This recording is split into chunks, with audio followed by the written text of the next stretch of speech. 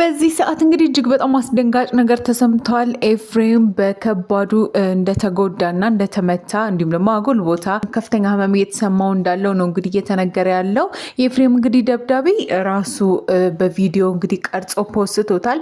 ብዙ ነገሮችን ሲያስጠነቅቀውና ሲናገረው ነበር። ከዛም በኋላ እንግዲህ በአካባቢው ላይ ከደበደበው በኋላ እንግዲህ እሱ ትቶት በመሄድ እንግዲህ ብቻውን ኤፍሬም በጣም ለረዥም ሰዓት መሬት ላይ ወድቆ እንደነበረ ነው እንግዲህ አብዛኞቹ መረጃዎች የሚያመላክቱት። ውድ ቤተሰቦቻችን እንዴት ናችሁ? ለዚህ ቤተሰብ አዲስ ከሆናችሁ ደግሞ ሰብስክራይብ በማድረግ ቤተሰብ አድርጉን። እኛም ለእናንተ ትክክለኛና እውነተኛ መረጃ የምናደርሳችሁ ይሆናል ማለት ነው።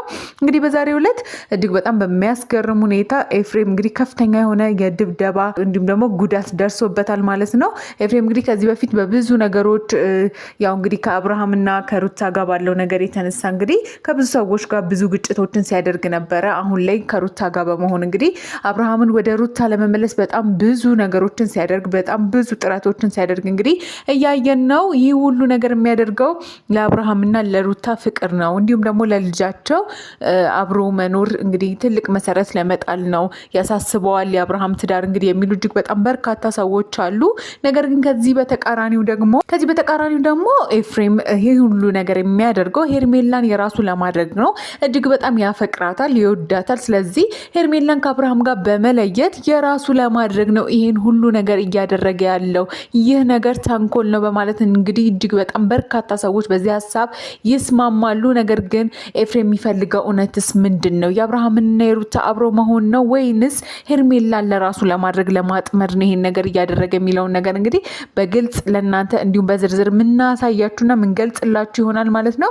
እንግዲህ ኤፍሬም ከዚህ በፊት ብዙ ያው የፍቅር ታሪኮች ባይኖሩትም ነገር ግን ሄርሜላ ላይ የሚያሳያቸው ነገሮች እሷ ላይ የሚያደርጋቸው ድርጊቶች እጅግ በጣም ብዙዎችን ለይሄን ነገር ምንድን ነው ተብሎ እንዲጠረጠሩ ወይም ደግሞ ሄርሜላ ላይ ከፍተኛ የሆነ ስሜት አለው እንዲሁም ደግሞ ይወዳታል የሚሉ በርካታ የሚጠቁሙ ነገሮችን ያደርጋል። ምክንያቱም ከዚህ በፊት ከአንዴም ሁለቴ ሄዶ እንዲሁም ደግሞ ቤቷ ድረስ በመሄድ የሚያደርጋቸውን ነገሮች እንግዲህ ከአብርሃምም ጋር እያለች የማይሆን ድርጊቶችን ለማድረግ ሲጥርና ነገር ግን ሄርሜላ ነገሮችን ለመተው እንዲሁም ደግሞ ያው ስህተት ላይ እንዳለ ለማስረዳት ነገሮችን በቀላሉ ለመተው ትሞክር ነበረ። ነገር ግን ኤፍሬም በጣም ርቆም ሄዶ እንግዲህ ከዛም በላይ ቤቷ ድረስ ሄዶ እኔ ካልሳምኮሽ እንዲሁም ደግሞ የተለያየ ነገር በማድረግ እንግዲህ ከዚህ በፊት ቪዲዮ ሲለቁ አይተናል።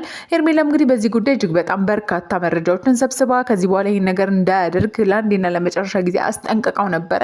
በዛሬው ዕለት ግን የሄርሜላ በጣም የቅርብ የሆነ ሰው ነው እንግዲህ ሄርሜላን ስለምታፈቅራትና ስለምትወዳት ብቻ ሆን ብለህ አውቀክ እሷን ለመጉዳት አብርሃምና ሩታን አንድ ላይ ነው ማድረግ ትሞክራለህ። ስለዚህ በሄርሜላ ህይወት የመጫወት መብት የለህም።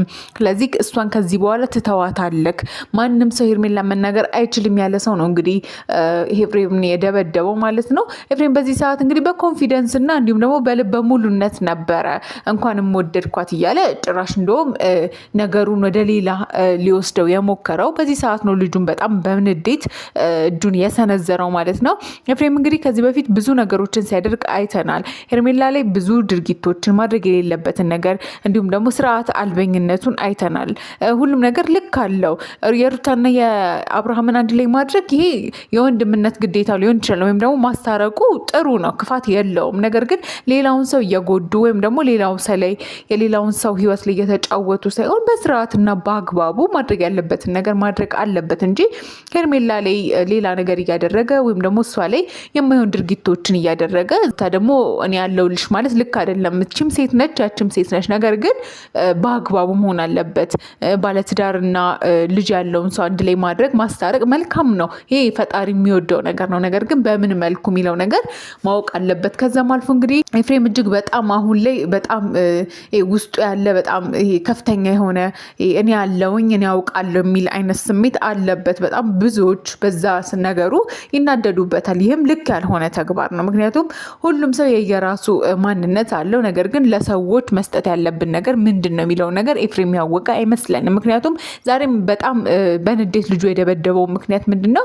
በጣም ብዙ መጥፎ ቃላቶችን ሲናገር ስለነበረ ነው። ለዛ ደግሞ ልክ ሊኖረው ይገባል ብለን ነው የምናስበው። ከዛም አልፎ እንግዲህ ልጁ በጣም በንዴት ሆኖ ትልቅ ሚስጥር ወይም ደግሞ ትልቅ የሆነ መረጃ አለኝ፣ ያንን መረጃ ከማውጣቴ በፊት አንተ ልጅ ብትረጋጋና ብተው ይሻላል በማለት እንግዲህ ሲያስፈራራውም አይተናል።